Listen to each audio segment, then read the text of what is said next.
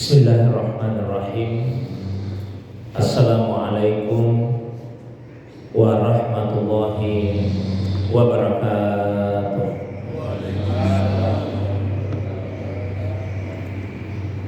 Alhamdulillahilladzi ansala sakinata fi qulubil mu'minin. Wassalatu wassalamu ala sayyidil awwalin wal akhirin, sayyidil anbiya'i wal mursalin, sayyidina wa habibina wa syafi'ina maulana Muhammadin wa ala alihi wa ashabihi wa ala man ittaba'an nur alladzi unsila ma'ahu ila yaumiddin, amma ba'du. Bapak Ibu hadirin sekalian, jamaah subuh yang semoga dirahmati, dimuliakan oleh Allah Subhanahu wa taala. Alhamdulillah, subuh ini kembali kita dihadirkan, dipertemukan oleh Allah dalam majelis yang semoga dimuliakan ini untuk sama-sama menambah pengetahuan agama kita. Salawat dan begitu pula salam semoga Allah curahkan kepada kekasih kita Rasulullah Muhammad sallallahu alaihi wasallam, begitu pula kepada keluarga, para sahabat dan pengikutnya yang senantiasa istiqamah menghidupkan sunnah Nabi sallallahu alaihi wasallam. Jamaah subuh yang dirahmati, dimuliakan oleh Allah SWT, sebagaimana biasa mengawali kajian kita, saya bacakan satu wasiat dari 24 wasiat yang terdapat di dalam kitab Arba'un wa Isruna Wasiyatan min Wasaya al-Mursyid. Subuh ini kita sudah sampai pada Al-Wasiyatus Salisatu Asyar, wasiat yang ke-13. Qala mursyiduna wa huwa Syekh As-Sayyid Abdurrahim As-Sagaf wan Makkah, la takrah ahadan mahma akhta'a min haqqika, wa idza karahta ahadan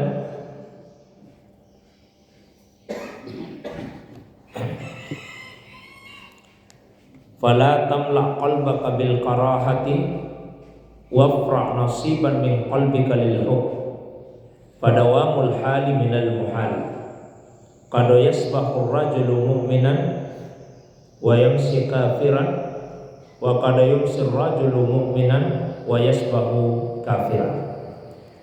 Yang artinya, janganlah membenci seseorang itu sebesar apapun kesalahannya terhadap dirimu. Namun apabila engkau terpaksa harus membenci seseorang, maka janganlah memenuhi hatimu dengan kebencian. Tetap sisakan ruang di dalam hati untuk mencintai, karena selama seseorang itu masih hidup, tetap ada kemungkinan bagi dirinya untuk berubah. Orang yang beriman di pagi hari bisa saja menjadi kafir di sore hari. Begitu juga sebaliknya, orang yang kafir di pagi hari bisa menjadi beriman di sore hari. Jadi wasiat ini sesungguhnya ingin menjelaskan kepada kita beberapa hal. Yang pertama sekali, yaitu bahwa seyogianya kita berusaha untuk tidak memasukkan ke dalam hati kita kebencian kepada sesama manusia. Diusahakan agar di dalam hati itu tidak ada kebencian kepada sesama manusia. Bahkan meskipun ada seseorang yang telah melakukan kesalahan yang besar atau melakukan kezaliman, melakukan penganiayaan, mengambil apa yang semestinya menjadi hak-hak kita. Mengapa demikian? Karena apabila ada sesuatu yang menjadi hak kita di dunia, kemudian kita tidak dapatkan karena ada orang lain yang mengambil, maka yakinlah Allah itu tidak akan pernah menganiaya hamba-hambanya. Insya Allah hak tersebut akan kita dapatkan melalui pintu yang lain. Kalaupun misalnya sama sekali kita tidak dapatkan di dunia, maka lebih bersyukur lagi. Karena itu artinya Allah Subhanahu wa taala telah menyimpankan hal tersebut bagi kita di akhirat kelak. Jadi yakin bahwa Allah itu tidak akan pernah menzalimi hamba-hambanya. Wa ma kana rabbuka bizallamin lil abid. Jadi Tuhanmu itu tidak akan pernah menganiaya abidnya, hamba-hambanya. Abid itu adalah bentuk jamak dari kata abdun. Di dalam Al-Quran ada dua bentuk jamak abdun yang digunakan. Yang pertama abid, yang kedua ibad. Kedua kata ini ada perbedaannya. Kalau abid itu sifatnya umum. Umum dalam arti baik itu orang beriman ataupun orang kafir, semua abidnya Allah. Baik itu orang yang taat ataupun yang ahli maksiat, semua adalah abidnya Allah. Beda kalau misalnya digunakan kata ibad. Kalau Allah menggunakan kata ibad, maka maknanya khusus. Khusus hamba-hamba yang beriman saja, khusus hamba-hamba yang taat saja. Nah, kalau kita memahami ini, maka tentu ya kita akan lebih bergembira lagi, lebih senang lagi. Karena Allah Subhanahu wa taala telah menegaskan Allah itu tidak akan pernah menzalimi abidnya. Mau beriman, mau kafir, mau taat, mau maksiat, tidak ada di antara hamba-hamba yang akan dizalimi, yang akan dianiaya oleh Allah Subhanahu wa taala. Nah, oleh karena itu tidak ada gunanya untuk memasukkan ke dalam hati kita itu rasa benci kepada sesama. Memang kita membenci kekafiran, membenci kefasikan, membenci kemaksiatan, tapi bukan orangnya yang dibenci. Yang dibenci itu adalah perbuatannya. Di dalam Al-Quran pada surah Al-Hujurat misalnya Allah SWT menjelaskan, walakinnallaha habbaba ilaikumul iman wa karraha ilaikumul kufra wal fusuka wal isyan. Dan Allah Subhanahu wa taala telah menanamkan di dalam hati kalian rasa cinta kepada iman. Wa karraha ilaikum, dan Allah juga telah menanamkan di dalam hati kalian rasa benci. Benci kepada apa? Wa karraha ilaikumul kufra, rasa benci kepada kekafiran, ya. Wal fusuka, benci kepada kefasikan. Wal isyan, dan benci kepada kemaksiatan. Jadi yang dibenci kekafirannya, bukan orang kafirnya. Yang dibenci adalah kefasikannya, bukan orang yang fasik. Yang dibenci adalah kemaksiatannya, bukan orang yang melakukan maksiat. Jamaah yang dimuliakan saudara. Kemudian yang kedua, yang bisa kita petik dari wasiat yang ke-13 tadi, kalaupun misalnya ada seseorang yang tidak bisa menahan diri untuk tidak membenci orang lain, jadi muncul kebencian di dalam hati kita, maka kebencian itu tidak boleh sampai meluap-luap, memenuhi semua ruang yang ada di dalam hati kita. Di dalam sebuah hadis Nabi SAW menyampaikan, ahbib habibaka haunan ma asa ayyakuna baghidaka yauman ma wa baghid baghidaka haunan ma asa ayyakuna habibaka yauman ma. Kalau ada orang yang kamu cintai, cintai sekedarnya saja. Karena boleh jadi apa yang paling kita cintai hari ini suatu hari nanti justru akan menjadi sesuatu yang paling kita musuhi. Nah, sebaliknya, kalau ada yang dimusuhi, ada yang dibenci, maka bencilah sekedarnya saja. Karena boleh jadi apa yang kita benci pada hari ini akan menjadi sesuatu yang akan kita cintai pada suatu waktu kelak. Nah, ukuran benci dan cinta itu pun mesti adalah ukuran Allah Subhanahu wa taala. Ya, kalau mencintai itu ukurannya ukuran Allah. Nah, benci juga ukurannya pun adalah ukuran Allah Subhanahu wa taala. Jangan hawa nafsu kita.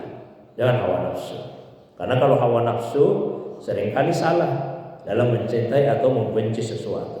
Di dalam Al-Qur'an Allah Subhanahu wa taala mengingatkan, wa asa an takrahu syai'an wa huwa khairul lakum wa asa an tuhibbu syai'an wa huwa khairul lakum wallahu wa huwa syarrul lakum wallahu ya'lamu wa antum la ta'lamun.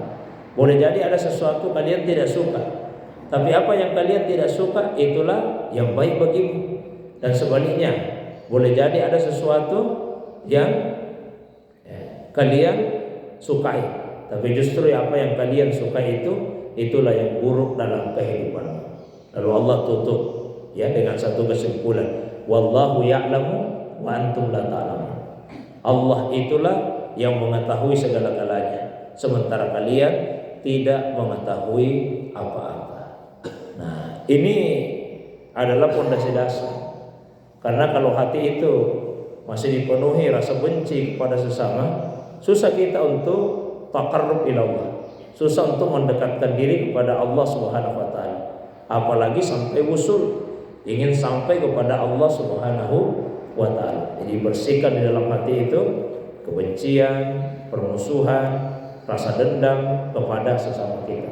Kalau hati bisa dibersihkan dari hal-hal yang seperti itu, kemudian dipenuhi dengan kecintaan, maka insya Allah kita sudah mempunyai satu modal dasar untuk taqarrub ila Allah, mendekatkan diri kepada Allah, untuk bisa usul sampai kepada Allah Subhanahu wa taala. Nah, coba kita baca dari sekian banyak nama-nama Allah Subhanahu wa taala. Nama yang sangat ditonjolkan itu adalah Ar-Rahman Ar-Rahim. Allah itu pengasih, Allah itu penyayang. Ini dua nama yang sangat ditonjolkan, selain tentu saja nama Allah Subhanahu wa taala itu sendiri. Kedua nama Allah ini, Ar-Rahman dan Ar-Rahim, akar katanya sama, berasal dari kata rahmah.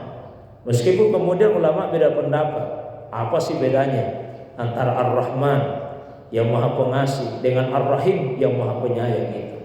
Ada ulama yang mengatakan perbedaannya adalah kalau Ar-Rahman itu sayangnya Allah atau kasih sayangnya Allah yang bersifat menyeluruh, baik orang beriman maupun orang kafir semua mendapatkan rahmat dari Allah. Kita bisa melihat dalam kehidupan keseharian, banyak orang yang tidak beriman lebih kaya daripada orang yang beriman. Banyak orang yang tidak beriman lebih tinggi jabatannya, status sosialnya daripada orang yang beriman. Karena itu semua adalah rahmat Allah di dunia ini yang memang Allah akan berikan kepada siapa saja, tanpa melihat imannya, kafirnya, fasiknya, maksiatnya, dan seterusnya. Tapi jangan lupa Allah itu Ar-Rahim. Nah, kalau Ar-Rahim, nama Allah yang menunjukkan rahmat yang bersifat khusus, yang bersifat spesifik. Nah, ini hanya akan diberikan kepada orang-orang yang beriman saja. Maka di dalam Al-Quran Allah mengingatkan, Qul man harrama zinatallahi allati akhraja li ibadihi wat thayyibati minar rizqi. Qul hiya lilladzina amanu fil hayatid dunya khalisatan yaumal qiyamah. Coba tanyakan kepada manusia, siapakah yang berani mengharamkan thayyibat, hal-hal yang baik yang telah Allah rezekikan, karuniakan kepada hamba-hambanya. Itu semua kata Allah adalah karunia Allah yang bersifat menyeluruh untuk semua manusia di dunia, khalisatan yaumal qiyamah. Tapi untuk di hari kemudian khalisatan, sifatnya murni, khusus untuk orang-orang yang beriman saja. Itu makna Ar-Rahim. Satu pendapat ulama kita.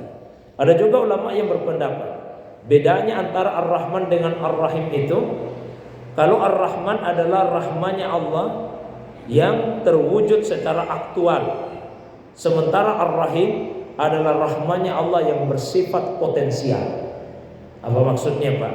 Potensial dengan terwujud secara aktual. Saya berikan contoh, walillahil masalul a'la. Tentu Allah sangat jauh untuk diperumpamakan, tapi ini untuk memudahkan memahami beda Ar-Rahman dengan Ar-Rahim. Misalnya ada seseorang yang mendatangi setiap rumah di satu kompleks. Tiap-tiap rumah dikasih uang 500 ribu.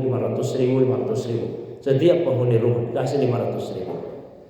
Kalau kita melihat secara aktualnya, tentu kita akan menilai ini orang yang dermawan karena dia bagi-bagi uang. Nah, Tapi ternyata orang tersebut melakukan karena ingin dipilih nanti dalam pemilihan anggota dewan misalnya. Nah, ketika kita sudah mengetahui alasannya, penilaian kita berubah. Oh, dia bukan orang dermawan.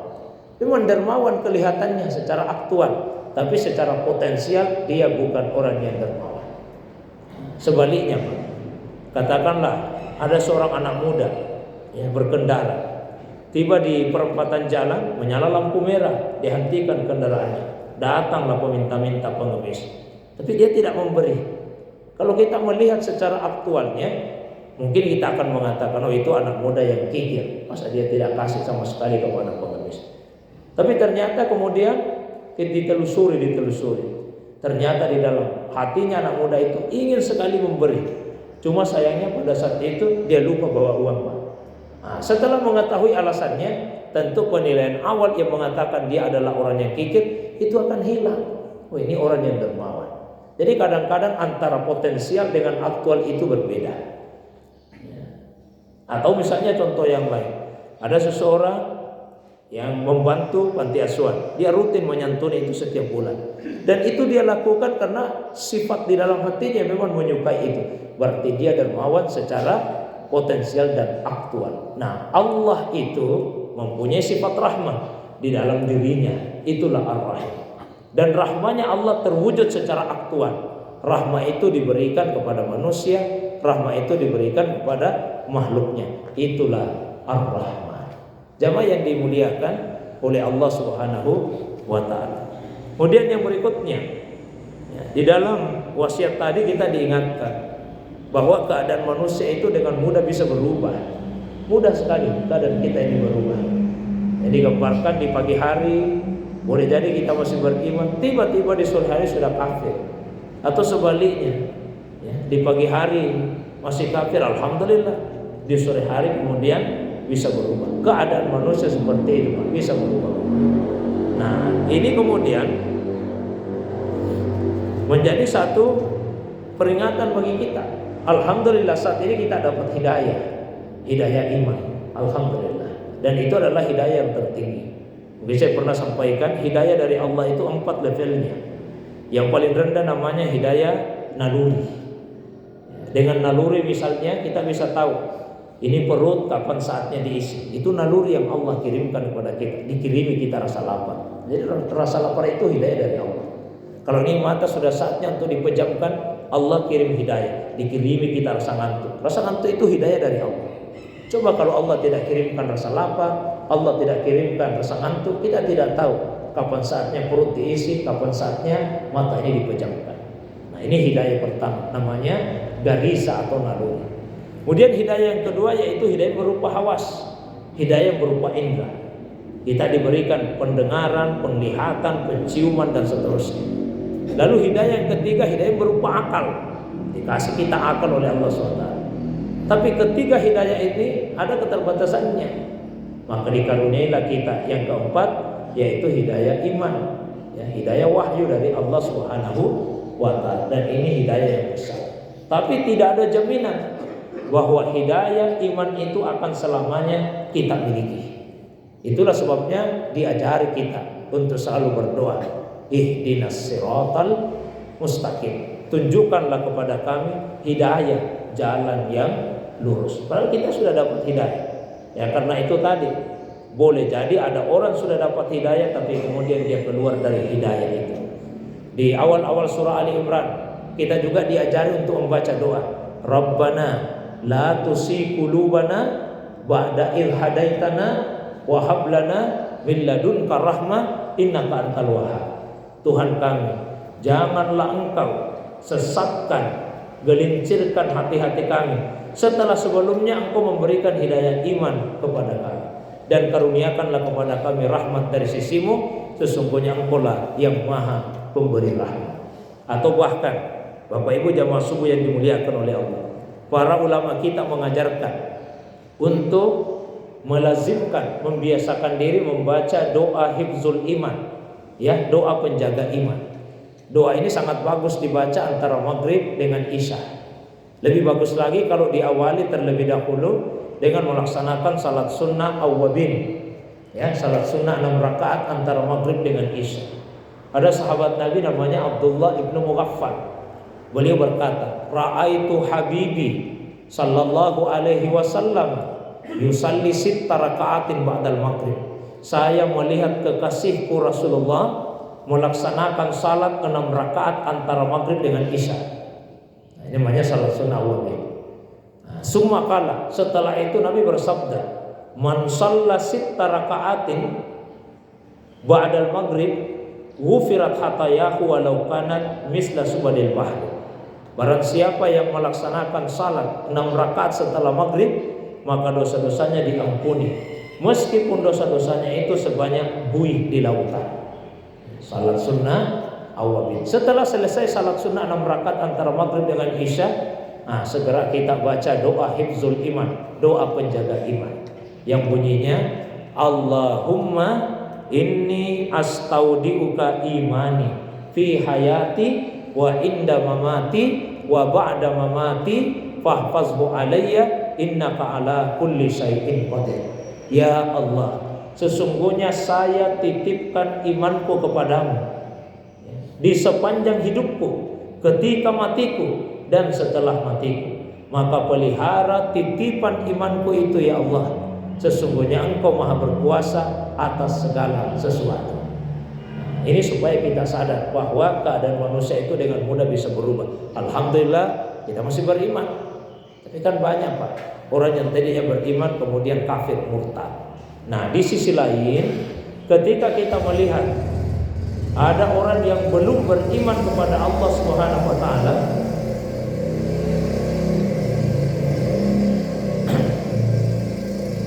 kita melihat ada orang yang tenggelam dalam perbuatan dosa, jangan kita putus asa. Ya, kita putus asa. Selama masih hidup, selama itu pula tetap ada kesempatan bagi dirinya untuk berubah. Ya, selama dia masih hidup. Jadi selama belum gargara, belum bunyi tenggorokan kita ini sebagai penanda sakaratul maut, selama itu pula Allah Subhanahu wa taala tetap membukakan pintu taubat. Innallaha yaqbalu taubata 'abdihi ma lam yugargir. Sesungguhnya Allah itu menerima taubat hamba-hambanya malam yugargir, selama belum gargara. Biasa kalau orang itu mau mati bunyi, itu namanya gargara. Jadi selama belum terjadi yang seperti itu, selama itu pula Allah Subhanahu wa taala akan menerima taubatnya. Itu secara individu. Jadi lihat orang kafir Pak, jangan seakan-akan kita memponis keadaannya akan seperti itu terus. Doakanlah, mudah-mudahan dia mendapatkan hidayah. Itulah yang dicontohkan oleh Nabi kita Rasulullah Sallallahu Alaihi Wasallam ketika beliau berdakwah di Taif. Sekian lama beliau berdakwah, biar satu orang tidak ada yang mau masuk Islam, satu pun tidak ada yang mau masuk Islam. Sebaliknya mereka melempari Nabi, menghina Nabi, mencaci maki Nabi. Ya. Sampai beliau kemudian pulang kembali ke kota Makkah. Dalam perjalanan pulang barulah ada satu orang yang beriman, namanya Addas. Itu pun bukan penduduk aslinya Taif. Nabi bahkan dikejar-kejar, dilempari batu, dicaci maki, dihina oleh penduduknya Taif. Dalam perjalanan pulang datanglah Malakul Jibal, malaikat penjaga gunung, lalu memberikan tawaran kepada Nabi, ya Muhammad, kalau kamu mau saya bisa bantu, saya bisa hancurkan itu penduduknya Taif, tinggal kamu perintahkan saya. Ya, saya ini malaikat penjaga gunung, diutus malaikat supaya membantu. Saya diutus oleh Jibril untuk membantu. Litakmurani bima syi'ta, perintahkan kepada saya Muhammad apa saja yang kamu inginkan. Kalau kamu mau dengan mudah saya hancurkan mereka. Tapi apa jawaban Nabi? Oh, bukan itu yang saya inginkan malaikat. Bukan itu yang saya inginkan. Arju ayyukhrijallahu min aslabihim may ya'budullaha wahdahu wa la yusyriku bihi syai'an. Justru saya berdoa kepada Allah, kalaupun mereka sekarang ini tidak mau beriman, mudah-mudahan anak keturunannya yang mau beriman kepada saya. Nabi juga baca doa, Allahumma hdi qaumi fa innahum la ya'lamun. Ya Allah, berikan hidayah kepada kaumku. Mereka seperti ini disebabkan mereka belum tahu saya. Ya, itulah ciri seorang sufi yang benar. Di hatinya itu penuh dengan rasa cinta. Tidak ada kebencian di dalam hatinya. Kalaupun misalnya dia membenci seseorang, kebencian itu karena Allah. Dan tetap dia menyisakan ruang di dalam hatinya untuk memaafkan yang bersangkutan. Saya kira itu Pak pengantar kajian kita di subuh ini. Sebagaimana biasa, saya berikan waktu yang 8. Kalau ada yang ingin didiskusikan, ditanyakan, ditambahkan, baik yang berkaitan dengan pembahasan tadi atau masalah agama yang lain di luar dari apa yang saya sampaikan, saya persilakan kepada jamaah sekalian. Demikian untuk sementara. Assalamualaikum warahmatullahi wabarakatuh.